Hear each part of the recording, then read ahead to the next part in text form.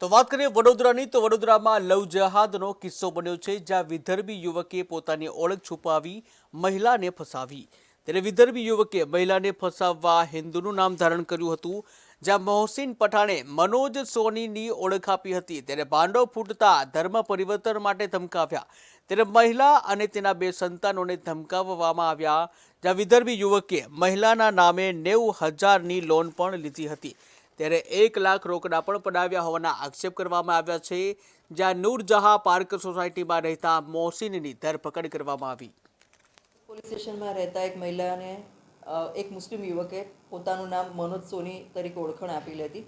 જે હકીકત એ વ્યક્તિનું નામ મોહસિન અયુબ ખાન પઠાણ છે અને પોતે રેલવેમાં ફિટરમેન તરીકે નોકરી કરે છે.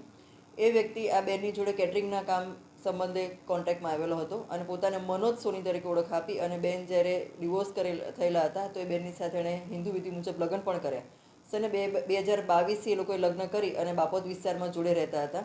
બેનને જાન્યુઆરી મહિનાની 14મી તારીખે ખબર પડી કે આ વ્યક્તિ ખરેખર તો મુસ્લિમ છે અને હિન્દુ નથી. ત્યારે બેને પ્રતિકાર કર્યો તો એ વ્યક્તિએ બેનને મારઝૂડ કરવાનું શરૂ કરી. એમના બાળકોને પણ કીધું કે એને મારી નાખશે અને બેનને અને બાળકોને મુસ્લિમ ધર્મ અંગીકાર કરવા માટે ખૂબ દબાણ કરવામાં આવ્યું અને એમને પરેશાન પણ કરવામાં આવ્યા. જેથી કંટાળી અને હિંમત એકત્ર કરી અને બેન પોલીસ સ્ટેશન આવેલા અને એમની બેનની ફરિયાદ દાખલ કરવામાં આવેલી છે.